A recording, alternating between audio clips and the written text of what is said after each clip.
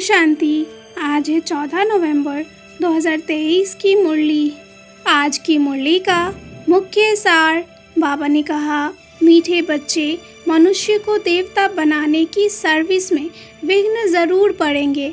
तुम्हें तकलीफ सहन करके भी इस सर्विस पर तत्पर रहना है, रहम दिल बनना है।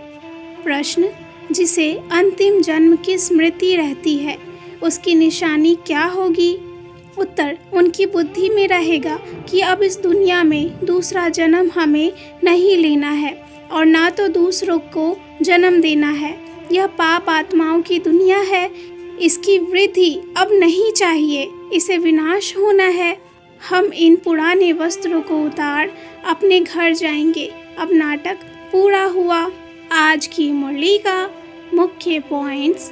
बाबा ने कहा, बच्चे मनुष्य से देवता बनाने वाले इस ज्ञान यज्ञ में विघ्न बहुत पड़ेंगे, तकलीफ भी सहन करनी पड़ेगी। कुछ भी हो, श्रीमत देने वाला बाबा बैठा है, हर बात में राय लेनी चाहिए। बाप तो है बागवान, मम्मा बाबा और सब बच्चे माली बन बीज बोते रहते हैं। कलम निकलती है तो माया के तूफान भी लग पड़ते हैं।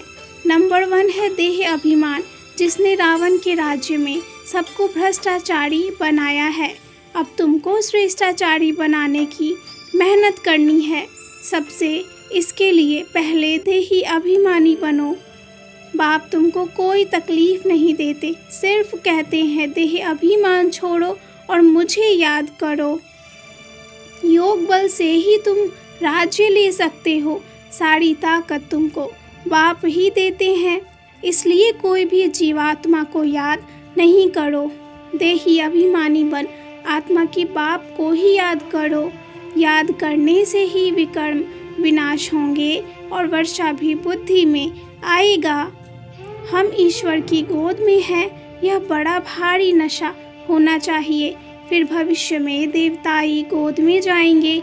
हम सब एक्टर्स हैं, यह कपड़ा बदल अब घर वापस जाएंगे। ऐसी ऐसी बातें अपने साथ करते रहना चाहिए। रोज अमृत वेले उठ सिमर सिमर सुख पाओ। अगर कोई बीमारी आदि भी हो तो अपना हट कर बैठना चाहिए, नींद नहीं आनी चाहिए।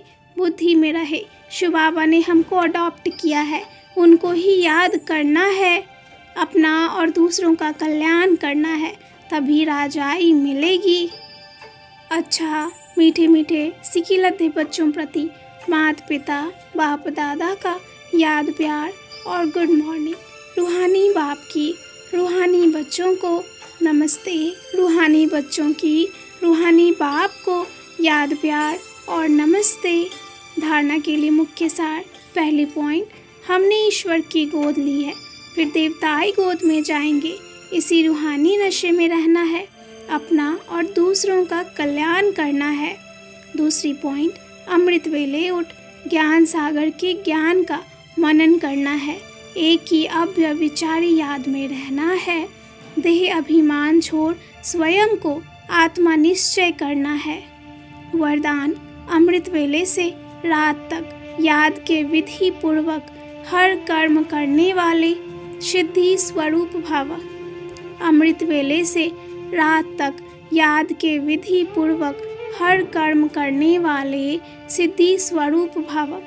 अमृत वेले से लेकर रात तक जो भी कर्म करो, याद के विधि पूर्वक करो तो हर कर्म की सिद्धि मिलेगी।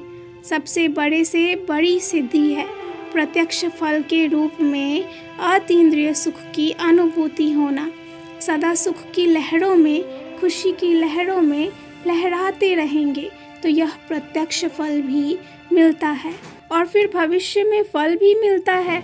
इस समय का प्रत्यक्ष फल अनेक भविष्य जन्मों के फल से श्रेष्ठ है। अभी अभी किया, अभी अभी मिला, इसको ही कहते हैं प्रत्यक्ष फल। स्लोगन है, स्वयं को निमित्त समझ हर कर्म करो तो न्यारे और प्यारे रहेंगे। मैंपन आ नहीं सकता। स्वयं को निमित्त समझ हर कर्म करो तो न्यारे और प्यारे रहेंगे, मैंपन आ नहीं सकता।